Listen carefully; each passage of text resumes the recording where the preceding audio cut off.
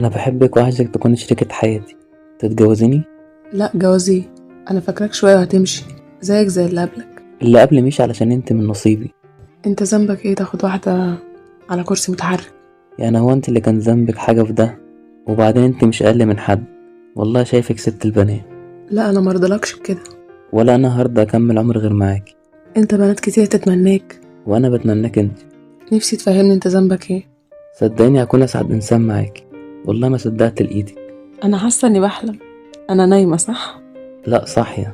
بلاش تشوفي نفسك اقل من حد.